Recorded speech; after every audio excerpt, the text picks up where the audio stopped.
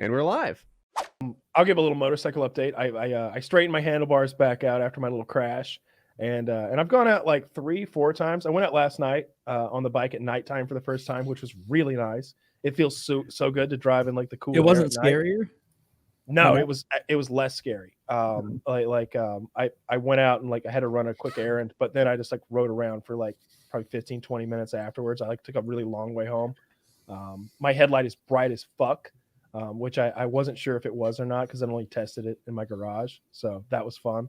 And but I haven't gone on any long trips or anything. I've mostly been going to this big industrial park near me where there's like a huge parking lot, and mostly just practicing like low speed maneuvers, just riding the friction zone in the clutch and doing a lot of counterbalancing and like just really slow, just circles. Like sometimes I'll just do a circle for like a minute solid, just as tight, make it tighter and tighter and tighter and tighter and slower, like make it as difficult as possible on myself, so that if I've got to turn at a stop sign or a red light, I'm a little more confident with those maneuvers, because that's what it's actually kind of like scary and awkward.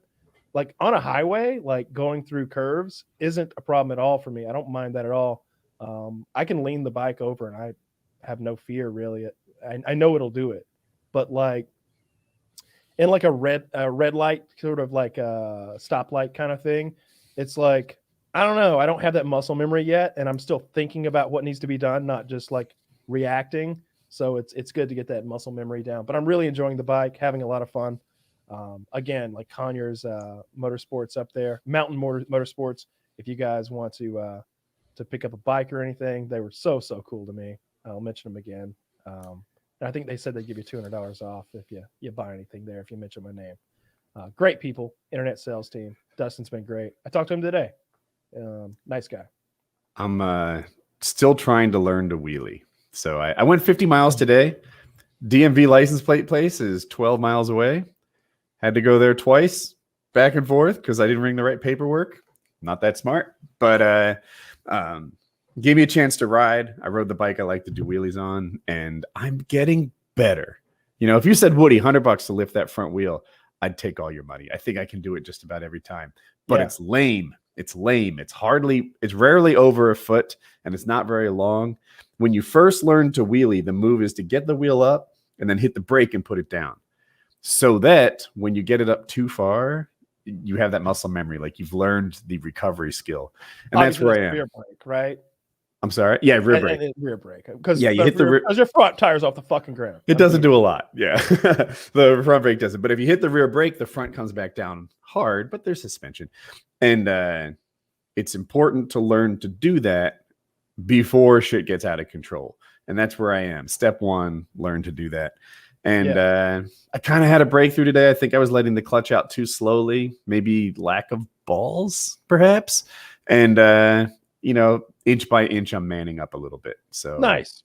Yeah. Did you like, I remember I told you what Scum told me about, like, instead of pulling back on the handlebars, to compress the front forks and to let the rebound do the work for you. I don't know if you tried that at all. I have tried that. I've heard that on YouTube. I've heard pull up, but even more, you sort of compress the front forks and then lean back with it. Yeah. I do like that. I will say that the timing takes a little more talent than just pulling up, and I'm still developing that.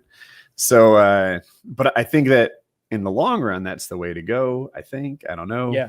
But I would love to have a dirt bike like what you've got, and like I wish I had somewhere to ride it. Like I would get like a little one, like a 250cc or something like that, at like something that I could just really just run the shit out of on dirt and just have fun. Get a 250 two-stroke and then you just thrash the shit out of it. They're hell fun. Yeah. Are there any street legal ones? 252 stroke street legal? Yeah.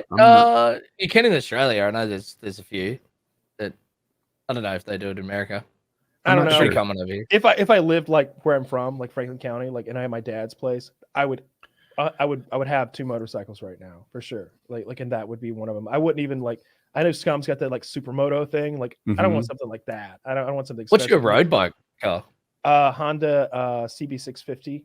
I just bought it. Like, I just bought it last week or the week before or something like that.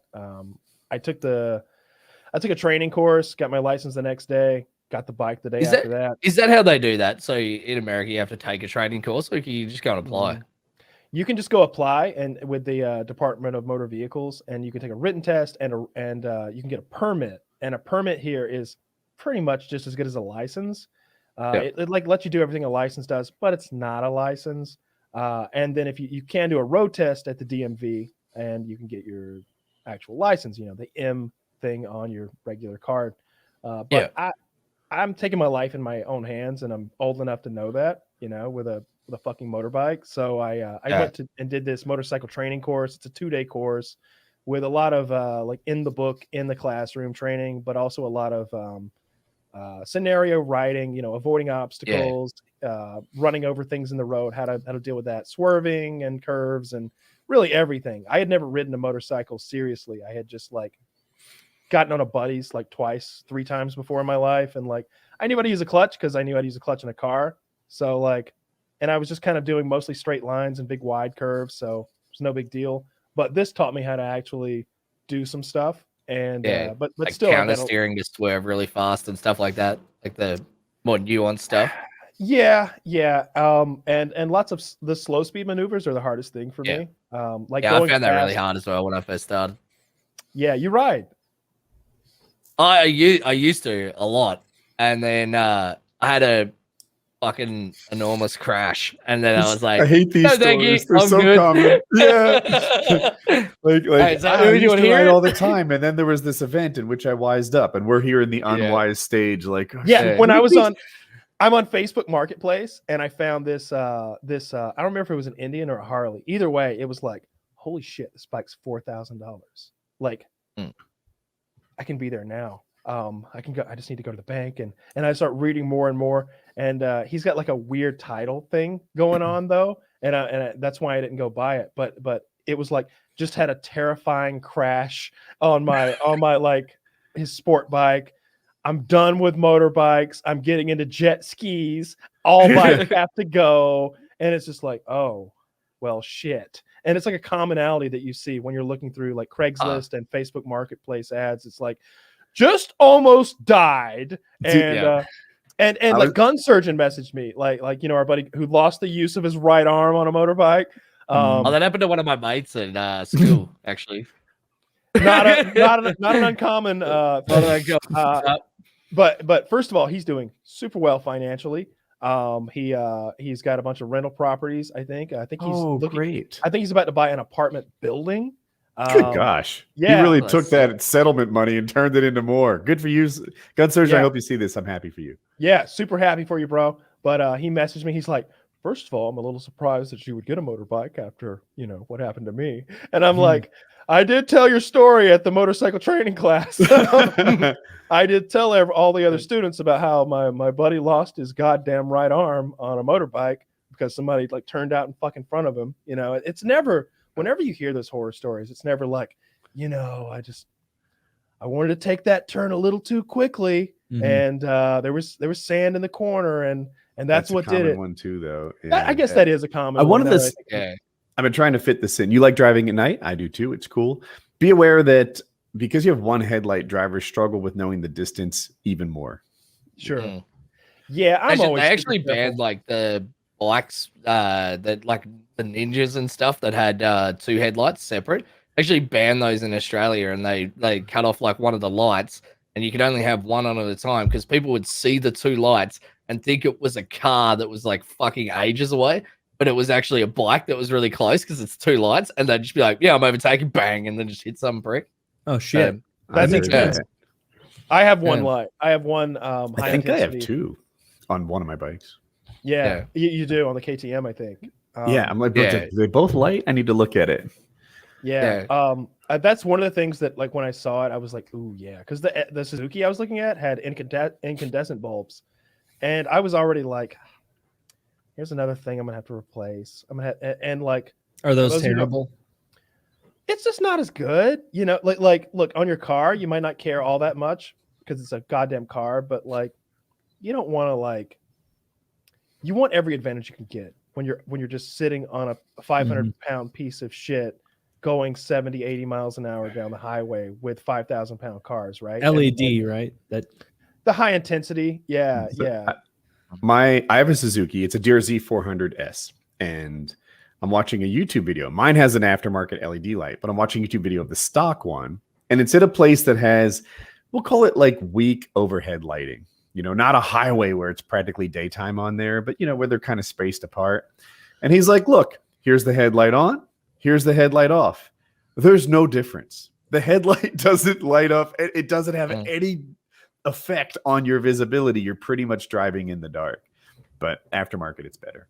So much better. I ordered go ahead, please. I want to buy a dirt bike, a proper, not street legal dirt bike. And there's this guy, Kyle Brotherson. He's on YouTube, and he has a channel called the Dirt Bike Channel. And he makes these videos. He does reviews. What I like about him most, there's two things. One, he rides a bike for at least one, but usually 6 months before he does a review. So he gets a lot of time on it. The industry standard is like turn the key and start your review. This guy lives with it for 6 months, fixes it, etc. And he buys like 4 bikes a year because he does this like professionally as a YouTuber. He has all this experience. He's like the guy. There's almost no one on earth you'd rather get bike buying advice from than a YouTuber who does this. I went to his website, and you can schedule a 15-minute Zoom call with him for free. And I'm like, all right, I'll do it. So it ended up going 40 minutes. And we just sat there and talked about pros and cons of all the bikes. I came prepared. I had like bullet points written down for him to read. Like, this is who I am. I'm this old. I weigh this much. This is my riding background. This is what it's like where I ride, like routes and rocks and shit. And he went through all my bike options with me and pointed me in the right direction. And it was freaking amazing. And What did he think was the way to go? Because like I was looking at dirt bikes, and I kind of settled that like if I ever, because I'm moving, you know, in the fall or at least soon thereafter, and I'm hoping that I go somewhere where dirt biking is a little more readily available. And I was looking at the KTM 450. So he put in me to the KTM 300 two-strokes, but our advice might be different. There were a couple things that burned into my head. One, I've maintained two-strokes a lot because of paramotors. Yeah. And it's like that's my comfort zone. Whereas the valves and overhead or who knows what on the 4-stroke is confusing to me. But the 2-stroke, like they're simple and I've got that. So I kind of like to be there. And he's like, cool. And we talked about new versus used. And he's like, yeah, these things, like almost all of them will go 100 hours before you run into any problems. Then after that, there's always one thing or another. It can just be a rubber piece that's too old or a tube that's worn out or etc. So he's like, if you buy 100-hour old bike, and that's what I was looking at, like 93 hours, 87 hours. He's like, just know you're about to enter Fix-It-ville, where, you know, you're constantly swapping out like one little thing after another is wearing out. And it's like, yeah, that's exactly what paramotors are like. Even if you just replace the top end and it's almost a new engine, all 4 engine mounts are ready to wear out one at a time. That belt is old. This thing's old. That carburetor's sort of clogged. This is one thing after another. After about 100, I'm like, I want a new one. I want a new one. So he pointed me at basically the 2 KTMs, the XC and XCW 2-strokes. Yep. And I think I'm going to get one. I reached out to my local KTM dealer, and they went like, I don't know who the bad ones were for you, but that's what they did to me. They added like $2,000 worth of fees on it. And I wrote them and I'm like, can you break down where all this is coming from? And the price lowered by $600. And it's like, all right, now you're almost competitive with the other dealers in my area. If I could, I'd buy 10 minutes from here just to have a relationship with the local dealer. And then I realized there's a math error. As he broke down all the prices, it added up to his original one. He just switched the 6 and the 9 or something, the 9 and the 3. So it lowered by 600. Yeah. And I'm like, no, he's still fucking me. And he keeps telling me, we're not getting more. We're not getting more. These are the last of them. I'm like, oh, really? Is this the last 300cc 2-stroke that KTM's making? And it's weird in that situation. Like, how do you tell someone that I'm not the fool that you normally deal with on a day-to-day basis without seeming like an asshole? Yeah, he Oh, acts fuck like him. Just seemed he like an has the asshole. rare commodity. He thinks he has this rare commodity. It's the last one. No, you fuck shit. I'm the rare commodity. I'm the guy with the check. There's lots of you. There are you all over the place. I can go to another dealer in Henderson. There's a dealer in Durham. There's a dealer in Garner. I'm the rarity, a guy who wants to buy a bike. Like, stop treating it like you have this one of a kind diamond. I'll go somewhere else. I have no allegiance to you. You're trying to fuck me. So we'll see how this plays out. But that's where we are right now. Worse, I sent Woody the recipe for some plastic explosive. One way or another, we're getting this done. I just don't like it. Like I was like, hey, I'm reaching out to these out the door. It's like, how can like Kyle said in his experience, like, look, I get that there's going to be an assembly fee and a transport fee, etc. But when they added up to like $2,000, you know, like the dock fee was $600. $600 to go to the DMV, I'll go. You know, like you're fucking me here. So I felt very fucked, and we won't buy at that price. There's always some idiot that's fallen off it that's selling it like 10 hours in. Every time he interacted with me, though, he's like, this is the last one. Oh, sure it is. Sure it is. KTM's not making them anymore. I'll bet $100 right now that this guy will sell you this fucking motorbike, and you'll say, oh yeah, no, I want that one. And then you'll go to get it, and then he'll be like, oh yeah, we haven't got any in there. We're going to get some next month. And then you'll be sitting there with your dollars in his hand, and he would just be fucking you. Like, it wouldn't surprise me at all. Yeah, they're a lot of those dealers are super shitty. That's why you want to get Conyers Mountain Motorsports. This is Kyle, you're pimping them out. Yeah. I'm really happy they hooked you up so much. They were so fucking cool. They seem like good people over there at Conyers Motorsports. Not just good people. Not just good people. I sent the Dustin over at the internet sales team a picture of my handlebars, and he was like, he went to the Honda tech. He like looked over like all the. He's like, this should fix it. If that doesn't, this will fix it. And if none of that fixes it, here's how much the parts cost. And where does Dustin work again? Over at Conyers Mountain Motorsports. Conyers Mountain Motorsports. I got an email today. They just got a couple of brand new, couple of used Sea-Doos in. They look fabulous. An orange one and a blue one. You're looking for a Sea-Doo? Those When you're getting spam and you're calling that a positive. I signed up for the email notifications. Like maybe they get a dirt bike in. They get I want you guys to know they got some new Polaris golf carts. Dude, Sea-Doos are so much fun. They're not paying me any extra to say these things. I just really love those guys. I really appreciated it so much. No, they just paid you the original lump sum, right? The original lump. That's what the Polaris golf buggy's for. Is to bring his cash payment back in the back of it. Yeah. Yeah, No, just cool.